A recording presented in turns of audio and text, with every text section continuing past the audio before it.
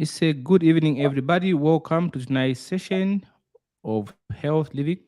I'm joined by Dr. Nakubiana Mfaha. Dr. Nakubiana, how are you? And welcome to the show. I'm okay, thank you, Shadrick. Thank you so much for having me on this show today. Fantastic. It's good to have you this evening. And I don't know where you are, if it's also cold. Here it's who? Yeah, It's a bit yeah, cold here. All right. And I'm it is beginning a to bit wonder cold. whether, yeah, it's cold around here. I don't know where you are, if it's cold. Yeah, it is actually. Ah, fantastic. Fantastic. So everything Mhm. okay? How has been your week? My week has been good. It's been a good week. Yeah, a productive week, an awesome week. A productive week. How's been your week? I hear that a lot. A productive week. What does that mean? Productive week. Well, for me, it was I was attending a training program with U.S. Embassy and Lifeline Wellness. So we had a Ah, great time. We learned so much, yes, and impactful in our lives. Yeah, fantastic, fantastic, fantastic. So tonight we have a very important issue, and I'm happy that we are discussing health living. Okay, because we have seen an Mhm. increase in lifestyle diseases. All right, things that we can avoid, but we don't know how to avoid them, or maybe we do, but we take them for granted. And I'm so Yeah, happy to have you on the show. And just for our viewers who may be meeting Dr. Mfa for the first time, I want to just mention here that Dr. Mfa shares and loves to share, of course, valuable information on lifestyle diseases such as diabetes, hypertension, and cardiac diseases. Of course, you did mention, Dr. Mfa, that you also, like to share practical ideas for living a health lifestyle. And I'm so yeah, happy because we have seen not too long ago we have seen how people have been able to die. I'm gonna bring some questions on some of the things that we put in our bodies to that we think are going to improve our productivity, like you put it, but in a different yeah. sense. So I'm Mhm. so happy to have you on the show, Dr. Van. I just want to get it from you. When you say a health living, for me as a layman in medical terms, I think something very different. Okay. So I want to get it from you, from the point of an expert.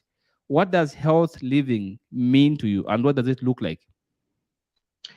So healthy living is, in simple terms, is us being able to live a healthy lives in terms of what we eat, our diet, and also how we live our lives. Um, are we being active in our lives? So healthy living is simply living a healthy life and doing the things that uh, uh, are going to have an impact health wise in our lives. So, in terms of diet and also exercising. Fantastic, fantastic. So that is health living. So for somebody like me who simply goes to the gym and comes back and Yeah, I think that's also healthy for me to do. But then I want to get into a few bits and pieces in terms of you know the benefits. All right. mm, Now, just to get the fundamentals, you mentioned from the outset here, and I'm looking at my outline and I see that of course there are some few things we take for granted. For example, exercising. yeah, How does that reduce health related problems? yeah. So, exercise, when it comes to exercise, exercise is very important, and there's no question about the impact of exercise on our health. It has a huge impact on our physical health, firstly, and also many other aspects of our health. That is our mental health, Yes. our our sleep. It affects how we sleep, um, and it prevents diseases. So when we talk about physical health, exercise helps to prevent a lot of diseases, Yes. the lifestyle diseases that we hear about, all these diabetes, hypertension. It helps to reduce those diseases. And if a person already has those conditions, it actually helps them to manage those conditions. That's what exercise does to your body. It improves your blood flow. It improves the way your body responds to infection. It improves the way your body functions overall. So your body is able to better fight infection, to better fight all these diseases because of exercising. And exercise can help to improve our mental health. Many people are stressed these days. People have got a lot on their table. They have so much to do, and they feel like they don't have enough time to exercise. But actually, when you have so much to do and you have a lot of things to do, that is when you actually need exercise, because that way your body will be able to uh, produce certain hormones that help to um, reduce the stress. So your body, when you're under stress, produces stress hormones. But when you exercise, you counteract those hormones with the good hormones that are produced through exercise. So that is why people need to be exercising. We all need to exercise, and it also helps to improve our sleep.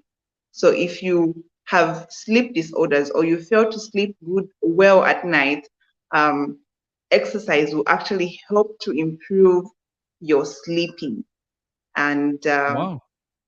yes, so exercise will help to improve how you sleep. Our bodies were not meant to be um, sitting or sedentary. We're meant to be active. And these days we see a lot of people who, um, uh, like people are working in offices and they're sitting most of the time, almost the whole day. You're just at the office, you're just seated, and you don't have time to just get up. Even just going to get your lunch, you want to use a vehicle to go to have your lunch. So all those contribute to the chronic diseases that we are having, and even uh, poor quality of sleep. So when you exercise, it will improve your quality of sleep because your body will have been active and now it needs rest. So sleeping is simply us resting from the work that we have been doing. And the work should not just be mental work, it should also be physical. So we need to keep activity in our lives, like physical activity, yeah, on a daily basis. Fantastic. So now that we're talking about exercises, before you go into other aspects of health living, I have a question here just before, I think, of course, it's a bit early, but before we go to the next question, Mr. Siame asks, how many minutes per day do I need to exercise? Okay, that's a very good question. And people need to understand that our bodies require at least 30 minutes of exercise for at least 5 days in a week. So you need to be exercising at least 5 days in a week. You exercise for 30 minutes. But now you find that that time of people exercising 30 minutes, they might not have all the time. And depending on how busy your schedule is, I always advise people, if you can't get 30 minutes of exercise, at least get 20. If you can't get 20, at least get 15. If you can't get 15, get 10. Get 10 minutes of exercise. In the morning, you wake up before you take your bath, do some activity just for 10 minutes. Get your heart racing, um, get your blood moving, that will help a lot. It will go a long way, and it will improve your concentration at work. It will improve your energy levels during the day. It will improve your productivity in whatever that you're doing, whether it's schoolwork, whether it's um, work, as in work life.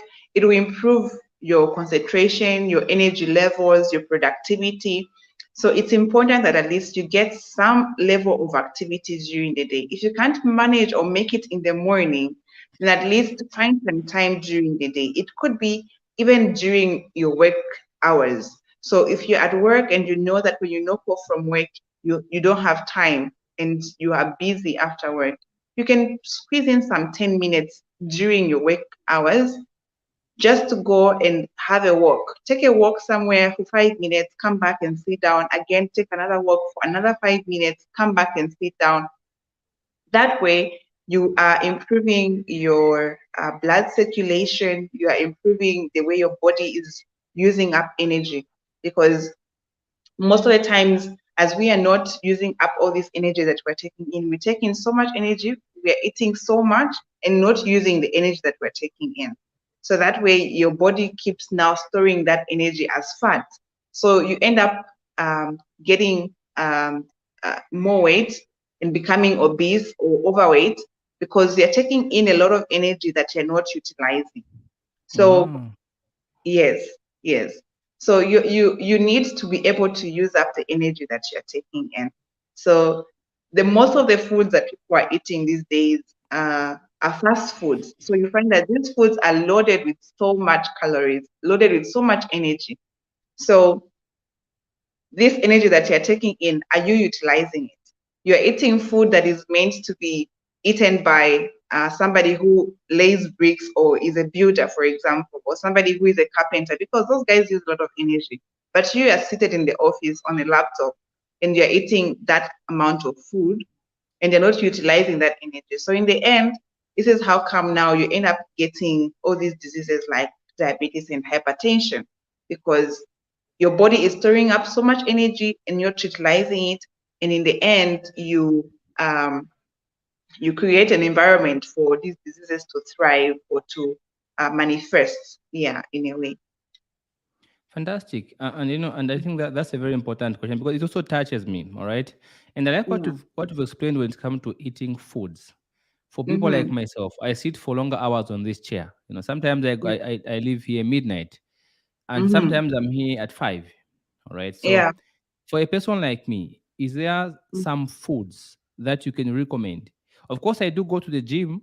I wanted to Yeah. find out from you. You mentioned that if you can't get 30 minutes, get 20. If you can't get 20, get 15, all the way Yeah. down to 10. Yeah. Is 5 minutes enough if you're a very busy person? For me, I think I do 1 hour on a daily basis from my gym. I wanted to find Okay. out from you, is 5 minutes enough? And Mm-hmm. secondly, I would like you to comment on whether there are certain types of foods for people like myself who are sitting for longer hours on the office chair that we can eat or that we can avoid. Mm-hmm. Yeah, so when it comes to exercise, a little goes a long way. And also, there is no amount of exercise that is not enough. So even if you are only able to get 5 minutes, it's better you get that 5 minutes. And um, actually, you'd even get more benefit from doing a 5 minutes of, for example, I would say high intensity exercises, which we call the heat exercises, right? High intensity exercise. So in that high intensity moment where you really do workouts or exercises that are of very high intensity for just 5 minutes, that can still work as whether you're just trying to keep fit or trying to lose weight, you can do at least those 5 minutes of exercise in the morning, just 5 minutes. And then during the day, that doesn't mean that now because you have done your 5 minutes in the morning, during the day you leave you just sit the whole day. At least even during your working hours, you can just take a break, um, walk a little, come back and continue your work. Or even take a break, do something. You can even do some push-ups or some stretches just for a few minutes. Then you continue what you are doing or you continue your work. That would mean that you're putting in some strength training in your exercising. So you can do some heat exercises in the morning, and then during the day you push in some strength training where you are training some parts of your muscles. So there are some exercises that you can follow. There's so many people on Facebook who have platforms that show certain exercises that you can do at home or even in the workspace. So those are simple exercises that you can just do. You can lean on your chair, try to push up and come down, up and down. That way you are getting in some strength training and training your muscles to use up energy. Yeah. Then I hope that answers the question of 5 minutes. So you Yes, can yes, just very do much. 5 minutes in the morning. Yes, you can do the 5 minutes of high intensity exercise in the morning. And then during the day, at least find some time, even 5 or 10 minutes, and do some strength training. That can really help and go a long way. Yeah. All Then right, the other question fantastic. was, um, what was the For other people question? like Sorry. me, who are Mhm. always on this chair, because sometimes I think I got touched when talked about type of foods that a builder might be eating, and I'm also eating those foods. So I wanted you Yeah. to make a comment on whether there are certain types of foods that are recommended for somebody like me. All right, because I'm usually on this chair for longer hours. Sometimes I leave here midnight. Sometimes I'm here at 5. Mm-hmm. So do we have certain types of foods you can recommend for somebody like me? And I know there are lots of people out there who work longer hours like me. So Yeah, do yeah. we have certain types of foods that can promote health living apart from me going to the gym? Yes. So apart from you exercising, whether it's at the gym or at home, um, so in terms of food and diet, of course, when we say diet, we're not talking about you starving yourself or you denying Yes. yourself food, because that's what most people think when they hear the term diet. When diet really is supposed to be a combination of all the foods that we're eating, whether you are trying to lose weight or you're trying to maintain your weight or just to live healthy. So when it comes to diet, our food should consist of all the nutrients that our bodies need, the carbohydrates, the protein, and the good fats, right? So when it comes to carbohydrates, all the carbohydrates that you can think of that you love to eat, the ones that you enjoy, you can still eat them. It just depends on how prepared they are or how they are prepared, right? So for example, mealie meal. Um, whether you're a bodybuilder, whether you are a person who lays bricks or somebody who sits in the office, you can eat your nshima, right? Nshima is healthy, it's good for you, but how much or the quantity is what really matters, right? Yeah. So a bodybuilder will need more energy, so they might need more nshima, and somebody who just works in an office would require less nshima. So the difference also comes in terms of the proteins that we eat. So on the proteins, all of us need proteins, whether you are overworking, or whether you don't use so much energy in an office, but we all need protein. And Yes. our protein sources are usually the same because we all love the same types of food, right? We love Yes. our chicken, our fish, our eggs, meat, and our dairy products. All these are good sources of protein. And the difference again comes in when we talk about the quantity. How much are you eating? It's about the quantity. Quantity is what really matters when it comes to our diet. Yes. How much are you eating? If you are eating like somebody who lays bricks or works in engineering or construction, Yes. um, it would mean that you are taking in too much energy than you require. So quantity is Oh. what matters. Yes. On the other hand, also your level of activity also matters. So if you're somebody who is very active, you don't maybe you don't work in a space where you you are constructing or using up all these energies, but maybe your body also just needs enough energy to function. That way also you just need to have you need to plan your meals. So with planning meals, I think it would be best to see a dietitian, somebody who really knows how to plan your meals so that they can assist you in terms of planning meals. It's important that you plan your meals, but if you're not able to do it on your own, it's better you see a dietitian. But No. yes, it's better you see a dietitian who will be able to advise you on how much you should eat, because they would know exactly how much your body needs, depending on your Yes. body weight, depending on um, your level of activity, how much do you exercise? Because also that also contributes with how much energy you use up.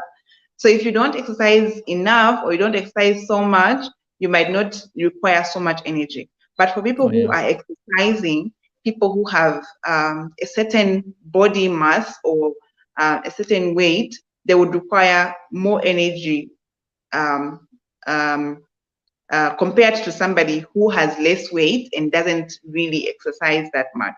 So In terms of um, the actual numbers of how much calories you should be taking in, it will be better to see a dietitian who can advise you. Yeah.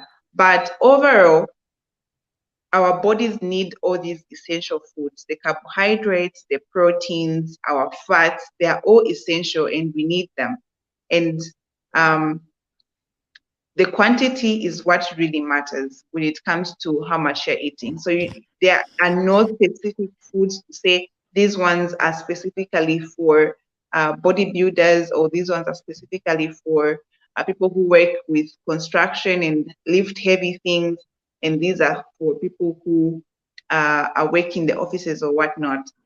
The quantity is what matters. How much are you eating? If you work in an office space and you don't require so much energy, it's better you eat a smaller portion of nshima with vegetables and your protein.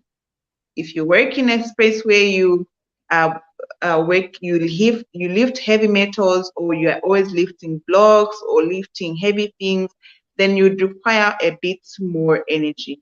Yeah, All right, that's fantastic. So, yeah, there's a question from Thaisa who says, "What about pregnant women?"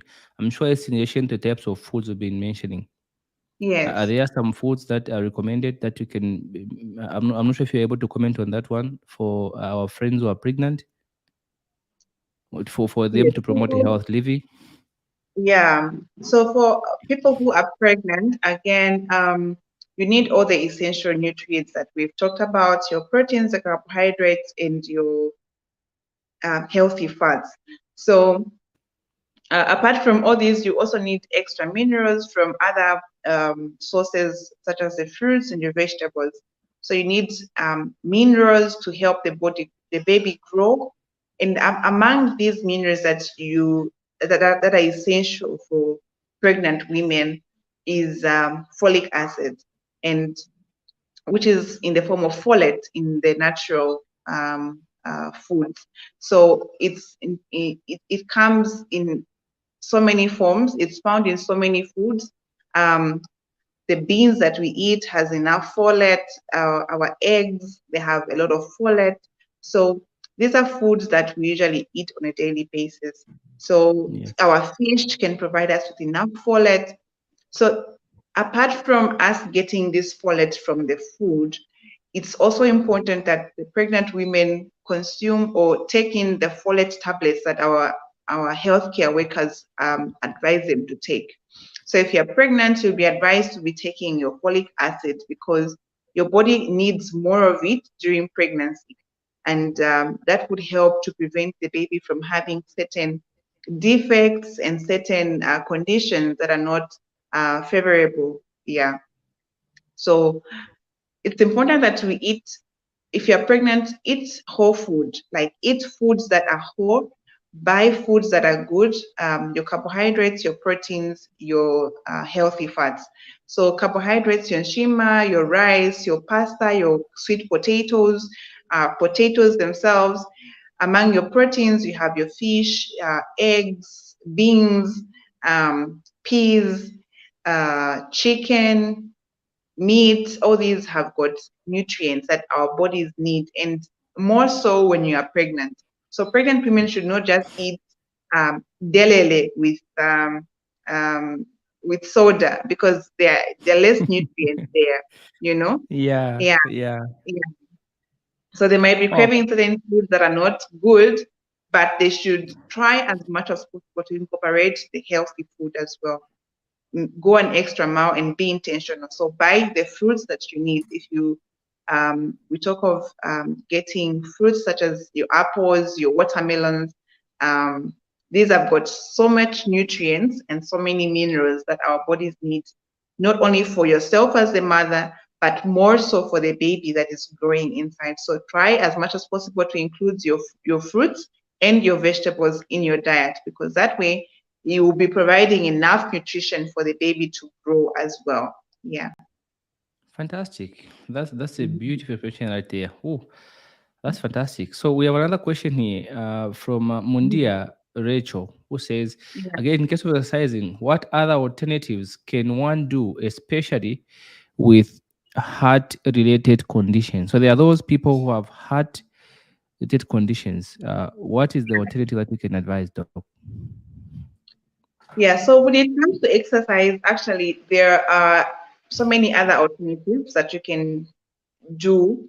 You don't have to do exercises or the type of exercise that you don't enjoy to do.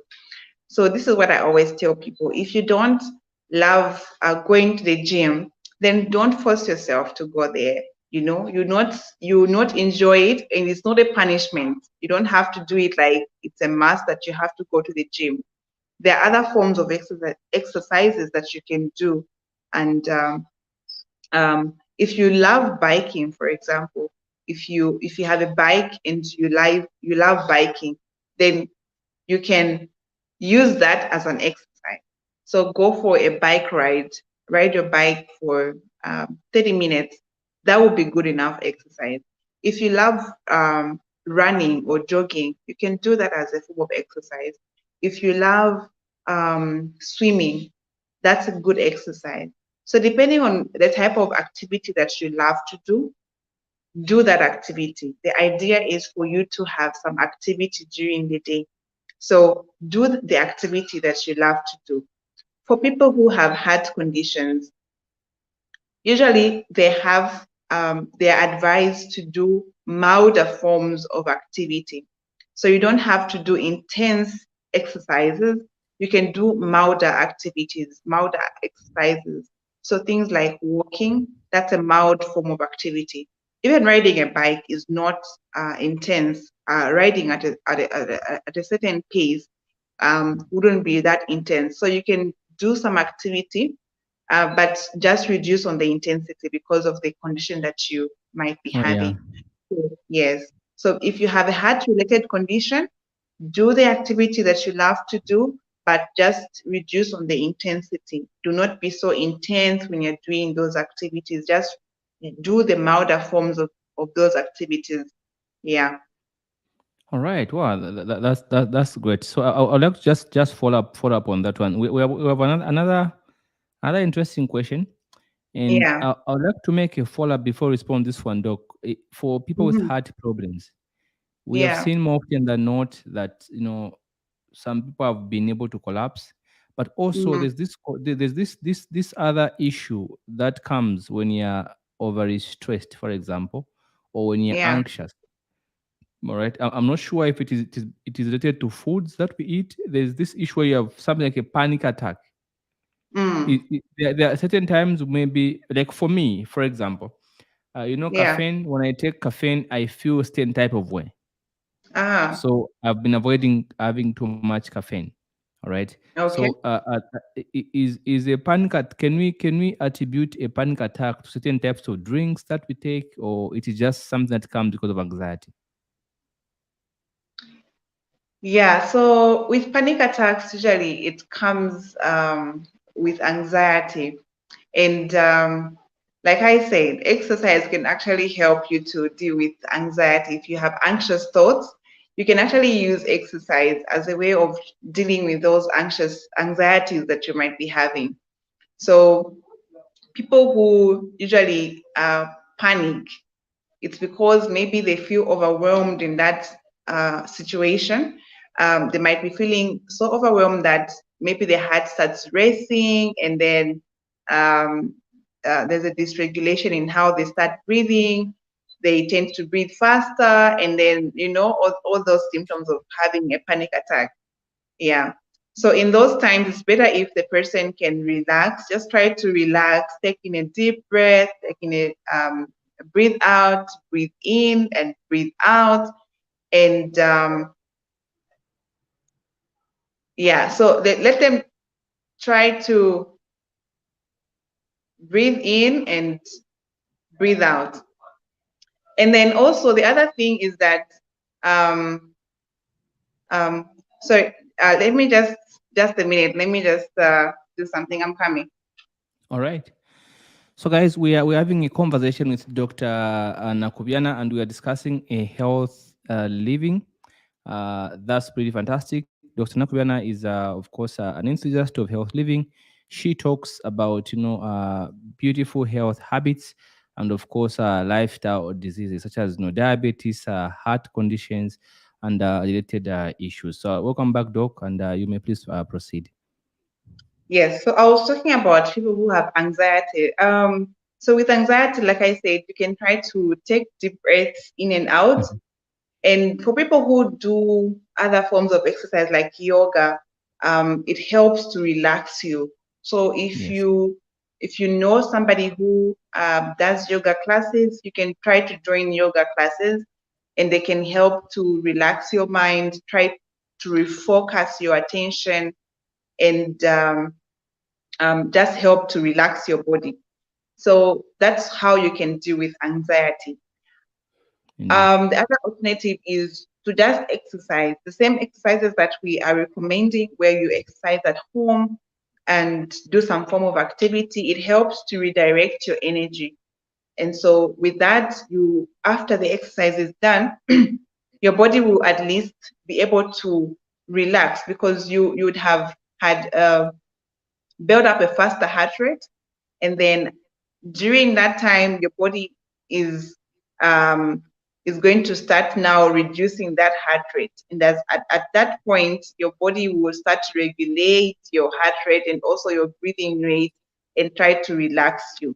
So whether you are going to do yoga or just the normal exercises, it will still help to relax your nerves and to relax your mind as well. So exercise is a good form or a good way to deal with panic attacks or anxiety. If you have an anxious thoughts, you can use exercise to reduce those anxieties. Yeah. All right, so we have a question here from Fizak, who says, "What about those with stomach ulcers? There are Mm-hmm. foods that they are not supposed to eat so that they can create a favorable environment in the stomach for healing. Mm-hmm. Now, are there any specific foods that help in healing or to speed up the healing process?"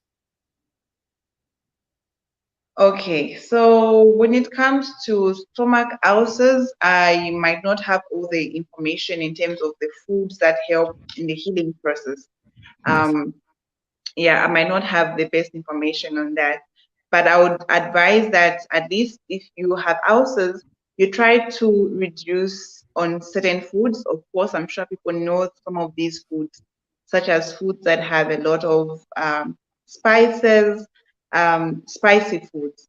Yes, this Yes. can increase the acidity in the stomach and increase the pain that comes with the ulcers.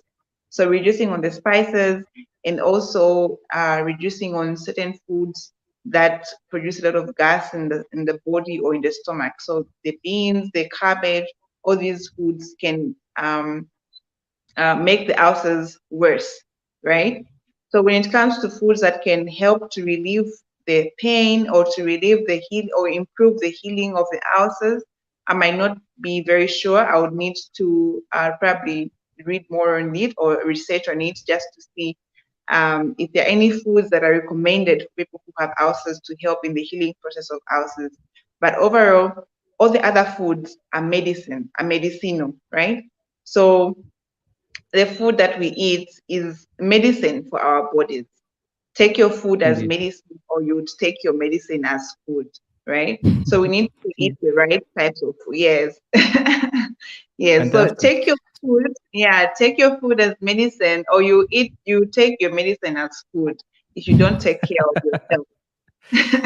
Fantastic. Yeah. No, no, I have a very interesting question, Doki. I'm not sure if you're able to comment on it, but this is something that has affected a lot of men, right? Because we keep seeing this quite a lot, especially nowadays.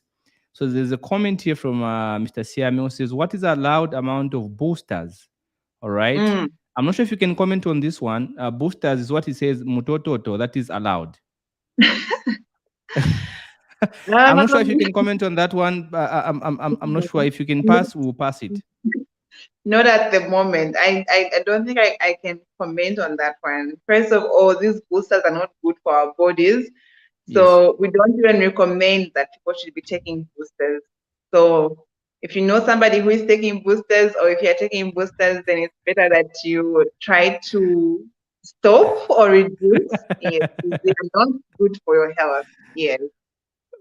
Fantastic, fantastic. But though we people take these things as food. I think this is why maybe he's asking, because we have Mhm. seen, especially those people that when they're taking alcohol and then they are having some meat and then they take these things as food. There's a drink in Shoprite. I think I've seen it there. It's called Power. I've Mhm. not yet tested it, but I've seen it. I see a lot of people, they buy it in quantities and they take it. So maybe this is where the gentleman is coming from. Some of them say it's Chiamonga Nvokude, but I think Mm. on a different date, we hope, Doc, you can come back to us and discuss this. Yeah. I think it's supposed to be a topic on its own for Yeah, I for think for our so. men to ask questions, Yes. because it's affecting a lot of people. I see people taking this quite a lot, even myself. I've seen people taking it. Mhm. I've never tried the drink, but I've seen it in Shoprite and several other Yeah. stores. Yes. Mhm. All right. So we now you mentioned something very important, but I want just to maybe just get back to this comment here. All Yeah. right. There's a comment that is here, that what is the best way to manage both gastric and duodenal ulcers in relation to food and drinks? Do Yes. these even get treated? Because I have taken so many drugs and I have stayed away from certain food and drinks, but nothing, any help. She's Mundia. Okay. Thanks, Munzia, for that question. So gastric and duodenal ulcers are one of the conditions that I would say they're not easy to manage in the hospital. Yeah, people would, because there are various causes. So when you have the ulcer, you would try to find exactly what is causing those ulcers, right? Most of the times, it's usually people who have been taking certain medications that we call NSAIDs, and these are painkillers, right? So people who take a lot of painkillers, and we buy a lot of these painkillers over the counter, and such as Brufen, diclofenac, aspirin. These are painkillers that people would be taking for maybe some time, maybe because they have some pain. So they keep taking these painkillers, and then in the end, um, they cause these ulcers, right? And then the other cause is that you might be having an infection from a bacteria that thrives in the intestines or in the stomach and cause ulcers. So if it's a bacteria that is causing those ulcers, we would try to treat the bacteria with some antibiotics that we use. We'll give you some medications to treat that infection. And once the infection is cleared, of course, you need to take certain other medications as well that will just reduce the acidity in the stomach, and Yes. um, that way reduce the pain that comes from the ulcers themselves. Yeah. Now the challenge comes when the infection has been cleared and the ulcers are still there, or if the ulcers are as a result um, of you taking these painkillers or the NSAID drugs that we call Brufen, diclofenac, these drugs that are painkillers, and you've been taking them for some time and they have caused the ulcers. It can be very hard to treat the ulcers, and sometimes people would come with pain in the hospital because of the ulcers. And of course, in that moment, would give you some medications. You'd go home, you'd feel better. Again, 2 weeks, 3 weeks down the line, you come back and the pain has still continued. And Yes. for such patients, we advise that you try to control the food, as the patient, as Amundia has said, he's been controlling how he eats, and we try to tell our patients, or to tell the people, to say, control the foods that you're eating. Avoid spicy foods, avoid foods that have so much gas. That way you try to manage the condition. So that's the treatment. So we give the treatment for the antibiotics that we treat the infection. And once the infection has cleared, we can give treatment for reducing the acidity or the amount of acid that is there in the stomach. Um, this medication can be taken for only up to 6 weeks or so. So after those 6 weeks now, if the ulcers are still there, then um, we might consider putting you on a longer term, on a longer basis of taking medication. So you might need to take these medications for a longer time before the infection or before the ulcers can completely heal. Yeah. So you need to give the ulcers to heal. It's just like the way you have a wound on your skin, right? Um, and different people would heal differently. So depending on your body as well. So if you have a wound on the skin, it might take some time to heal, um, depending on the size as well, depending on how deep it is. So there are all those factors, right? So it's the same also in the stomach and then in the duodenum, the gastric ulcers and the duodenal ulcers. So it might respond differently to medication. So you might find you have been taking the medicines for some time and it's still not yet healed. So you'd need maybe Yes. to continue for a longer period of time, Yes. and also continue adhering to the foods, avoiding certain drinks, that can make it worse over time. Yes. All right, fantastic. Mundia, we hope that that answers your question. If you still are not clear, please feel free to ask back the question. I've put a link here. Please share the video, share with your Um, friends, invite, tag somebody you care about. I think this is very valuable information, Dr. Mfa. I'm very much happy that you are mentioning this thing because a lot of us mhm. have been suffering in silence. And Yes. there's another question that's come back here, Dr. Mfa. Like I said, I think this is an issue that we need to discuss on a separate date. Yeah. From Mwamba, who Okay. says, "What foods would you advise me to eat to improve my stamina?" All right, and Okay. this question is in relation to the one that we talked about for boosters. So now Yes. Mwamba is asking if there are 10 foods. I think Mwamba's taken a much more health approach. Yes. Now that one Yes, is a much healthier approach, and like drinking boosters. yes. So I'm Of not sure course, if it's yes. something you can comment on Just today a quick or on a different day. Okay. Just a quick comment, yes. Of course, we can talk about this in depth on a different day. We can talk about Yes. our sexual health. We need to take care of Yes. ourselves sexually as well because we are sexual beings. Um, Yes. so there are certain foods, of course, that have got certain nutrients that are needed for us to thrive sexually. And when our bodies are starved of certain nutrients, of course, they are not able to, will not be able to produce certain hormones that are essential to produce our sex hormones, right? Yes. Testosterone for men and for women, estrogen, and these are hormones that help to regulate our sexual function. So foods play a very big role in terms of us having or producing good hormones, good quality hormones that can help us sexually. So, yes, we can talk about this on a different day. We talk about the foods that men should be taking. And Yes. yeah, I know Dr. Mjajati always talks about eating watermelon, but there are also other foods that we need to incorporate in our diet that are essential for our sexual health. Yes. All right, fantastic, fantastic. Thank you so very much, Mwamba. Please stay tuned. We are going to have Dr. Mfa back on a different day to come and discuss this issue in details. And Yes. just put your notifications on. Please, guys, share this video, invite your friends, tag somebody, and feel free to Mm-hmm. ask a question relating to the topic at hand. So we Yeah. have a question from Mika Banda. Mika Banda says, "What is the best advice can one give to some? Can you give to someone else who is suffering from a liver disease in relation to the type of foods they should do to it? I assume because we're talking about types of foods, so maybe that's Yeah. why he's asking. Yes. Yeah. So when you have liver disease, usually it's so liver disease just doesn't just come about. It usually stems from somewhere. Your liver doesn't just get injured by accident. It usually comes from something. Most of the times it's infections, viral infections, hepatitis A, hepatitis B, C, D, and usually hepatitis B and hepatitis C are the ones that would cause chronic liver disease.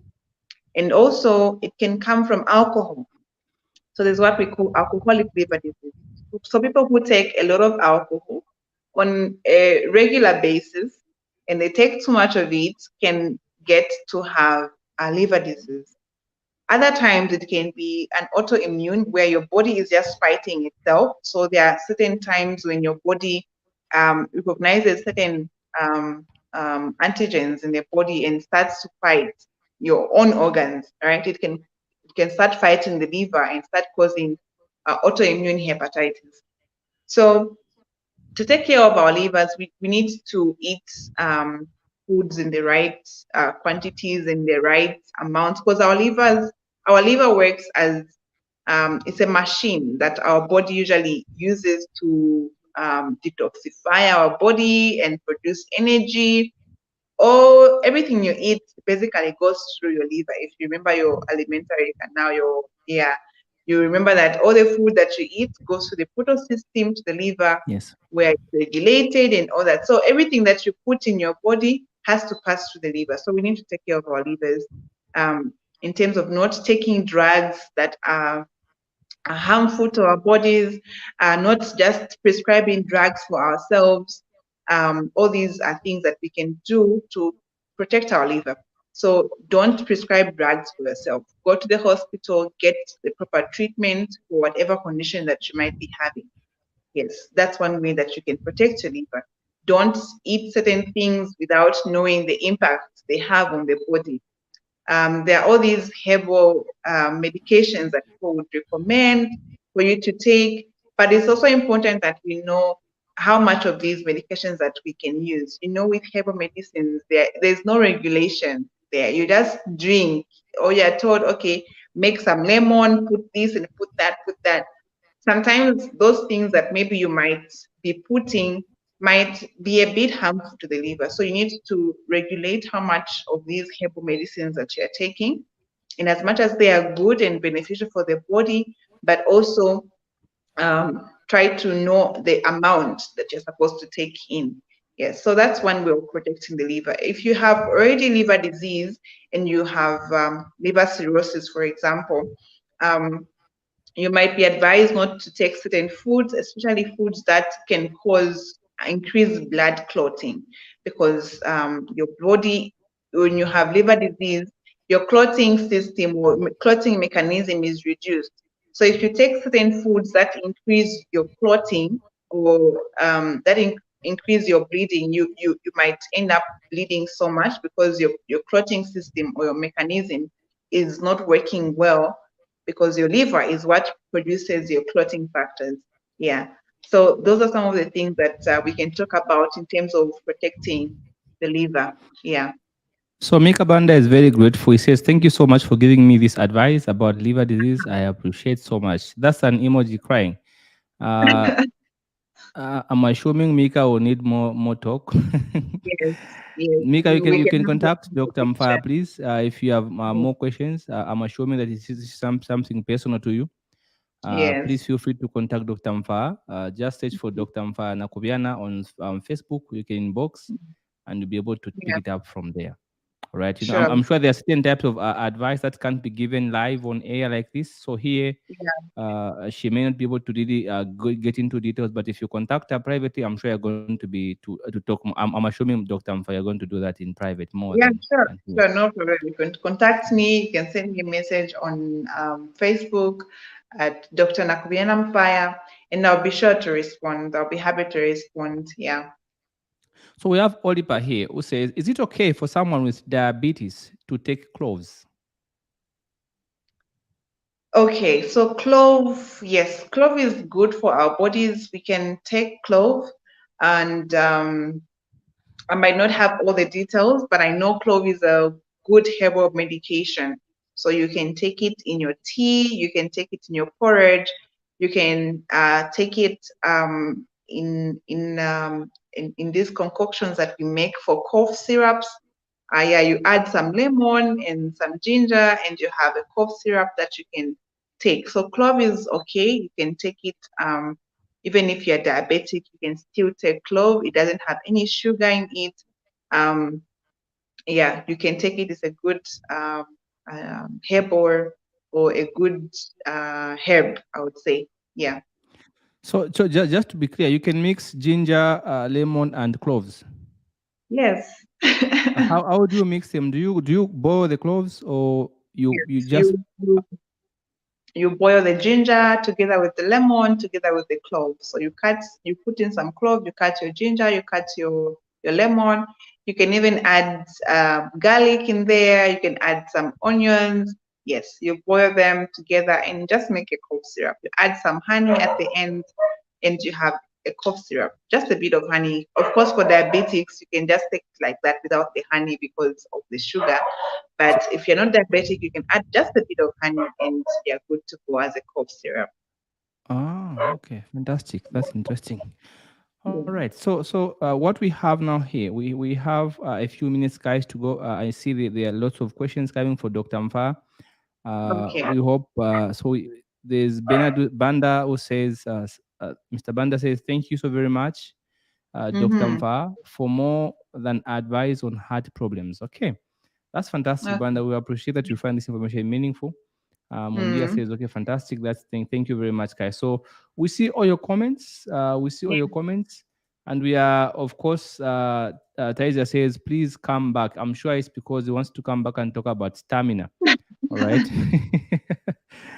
Yeah. Yeah. So this is interesting. But just a comment. You mentioned, Dr. Mfa, that a health living may also help improve longevity. For our friends who Yes. don't understand longevity, what would you say in a layman's language? What is longevity, and what can our friends do to improve it? Yes. So a healthy lifestyle can actually help to improve longevity. And longevity is um, our ability to live longer, right? So with a healthy lifestyle, you improve your lifespan in simpler terms. So our lifespan improves when we live a healthier life. Um, I would give an example of Kenneth Kaunda. We are in the period of celebrating Kenneth Kaunda. Kenneth Kaunda lived a long, full life, and there are very few people nowadays that are able to live that long. And he was able to Yes, do that yeah. because, yes, he was able to do that because of the lifestyle that he led. He was active. Even in his old age, you could still see him moving, you know. He was active and he ate healthy food. For those that don't know, he was vegetarian, right? So he ate foods that are wholesome. He ate wholesome food. And these foods are the ones that help to keep his body healthy, prevent diseases. Even all these other presidents that we have heard that have, died, they've died from health conditions, health related conditions. And um, in a way, we could attribute it to the lifestyle that never paid so much attention to the healthy eating or healthy diet and healthy living. So it's important that we can or learn and just eat healthy, eat your foods that are wholesome, buy your foods that are wholesome. If you're able to grow your own food, your own vegetables, grow them, grow a garden behind and in your backyard. Have some fruit in your garden, in your yard. Plant a tree, plant some mango, plant some orange, plant some lemons. That way you are going to know exactly what you're feeding into that tree, and you get the benefits of reaping from those plants, and just enjoy your healthy season. So it's important that we all live healthy at whatever point that we are in, whether you are 20 years old, 30 years old, 50 years old, 60 years old, you still need to make healthy life choices. It doesn't matter at what age you're at. Whether you're 60 years old, it's not too late for you to make the right choices in terms of our food, our diet, and just healthy living. We don't know at how much you can improve your lifespan once you start um, taking healthy food. You can improve your lifespan even at 60 years old. You can improve your lifespan even for a bit longer because of living a healthy life. Yeah. All right. So as we conclude, Dr. Mfa, I'm not sure if you can comment on that one. Somebody says, this is a Hachi who says, what is the best remedy for alcohol addiction? I'm sure this is a topic we can also discuss on a different day because I know alcohol is a whole huge topic, but I'm not sure from your end if you can comment on that one. Yes, so when it comes to alcohol addiction, usually people who have alcohol addiction, it's very hard to give up alcohol. And we have seen so many young people abusing alcohol these days. So many people are drinking, and they're starting from a very young age, and we need to come up with certain um, ways to deal with this growing problem. One of the things that people need to do when it comes to alcohol addiction is seek a counselor. There's some health centers that have counselors that can talk to you and just advise you and walk with you through the journey of quitting alcohol, because it's not easy. And you need somebody to hold you by the hand, advising you and teaching you, holding you accountable in your decision to quit alcohol. So you need a counselor, you need a guide. So one thing that I would tell people who are struggling with alcohol addiction is find a counselor, find somebody who will be able to assist you. And these counselors are also specialized to um, give you other supplements, that can reduce your craving for alcohol or even smoking, right? So if you struggle with quitting smoking, quitting alcohol, there are specific um, doctors and even counselors that are trained to deal with such problems. So apart from that, you can try even on your own at home, reduce bit by bit. Don't just wake up one day and say, I have stopped taking alcohol. I'm no longer going to take alcohol, because that way you can easily relapse and go back to it. And then it might even become worse when you go back. So start reducing bit by bit. If you used to take 2 bottles, try to reduce to one, and so on and so on, until that craving really goes away.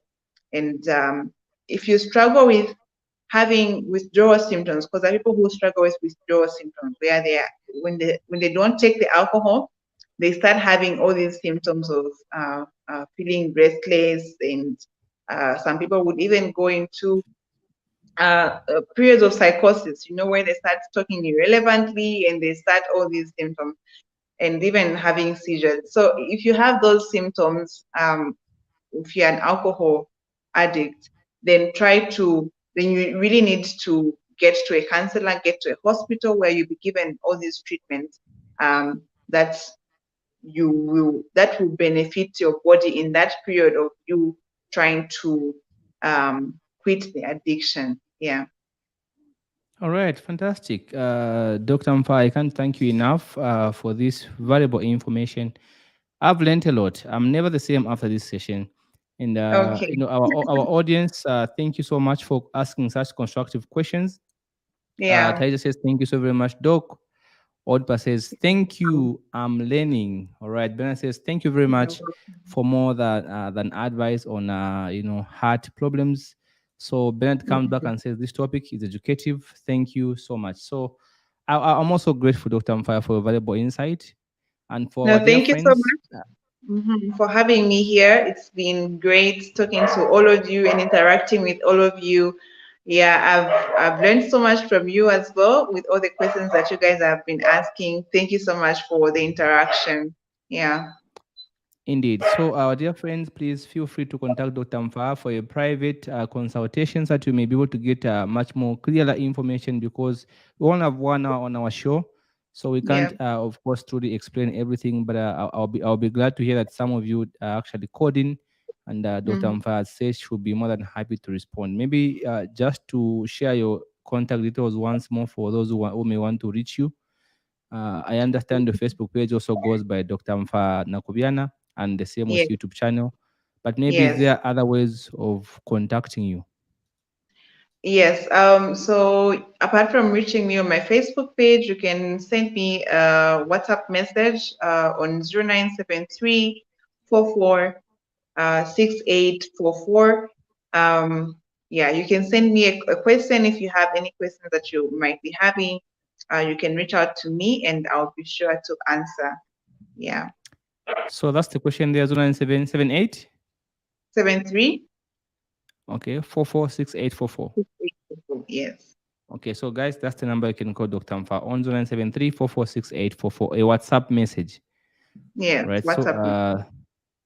indeed, fantastic. Thank you very much, Dr. Mfaya. I'm looking forward to our next episode. Our ever loving audience, thank you so much. May God bless you. And Yeah. from us, it's bye bye. We'll see you in our next episode.